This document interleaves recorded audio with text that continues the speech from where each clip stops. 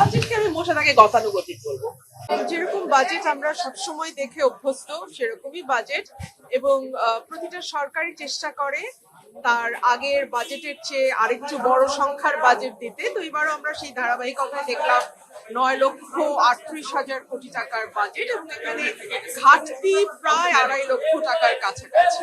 এখন এই ঘাটতিটা আসলে পূরণ হবে কি করে? একটা হচ্ছে মানে দেশের ভেতর থেকে ব্যাংক খাত থেকে ঋণ নিয়ে, আরেকটা হচ্ছে বৈদেশিক ঋণ বা অনুদান থেকে। সো আবার আমরা দেখবো যে দেশের ব্যাংক খাতের উপরে একটা চাপ তৈরি হবে, এবং বাইরে থেকে যে ঋণের কথা মানে ধরা হয়েছে 1 লক্ষ কোটি টাকার উপরে বিদেশি ঋণ বা অনুদান, সেখানেও খুব ভালো খবর তো আমরা দেখছি না, বিকজ আইএমএফ তাদের যে লোন দেওয়ার কথা ছিল সেটার লাস্ট দুটো কিস্তি তারা এই সরকারের সময় বাতিল করেছে। আইএমএফ যখন ঋণের কিস্তি বাতিল করে, এবং তখন দেখা যায় যে অন্যান্য দাতা সংস্থাগুলো আর সেভাবে ঋণ দিতে চায় না। আর দুই হচ্ছে, আমার কাছে মনে হয়েছে রাজস্ব আহরণের যে লক্ষ্যমাত্রা ধরা হয়েছে সেটাকেও যথেষ্ট উচ্চাভিলাষী বলে মনে হয়েছে, বিকজ আমাদের ট্যাক্স জিডিপির যে রেশিও সেটা দক্ষিণ এশিয়ার মধ্যে বাংলাদেশের সবচেয়ে কম। সো সেই জায়গায় এত বেশি ট্যাক্স সরকার আহরণ করতে পারবে কিনা সেটাও একটা বড় প্রশ্ন।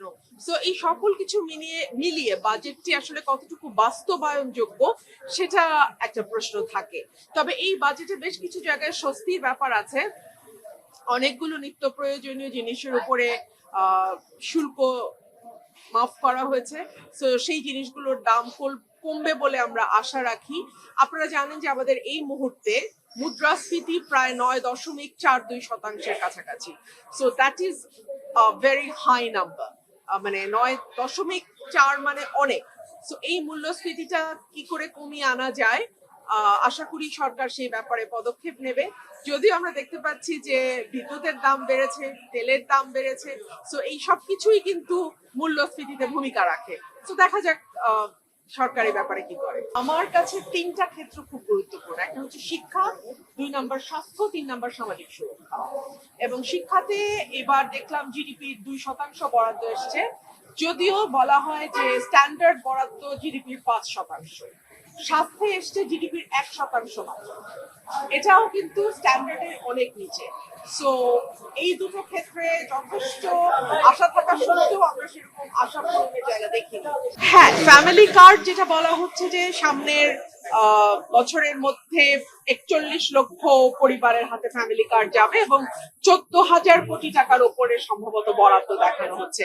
আপনি যদি সেটাকেও হিসাব করেন যে আমাদের 1 লক্ষ টাকার উপরে যেখানে আমরা সামাজিক সুরক্ষা বলছি, সেখানে মাত্র 14,500 বা এরকম কোটি টাকা কার্ডের পেছনে, যেটা আপনি বললেন সামাজিক সুরক্ষা কার্ডের পেছনে। তো এটাও কিন্তু অপ্রতুল। এটাও কি খুব বেশি আপনার মনে হয়? খুব বেশি তো নয়।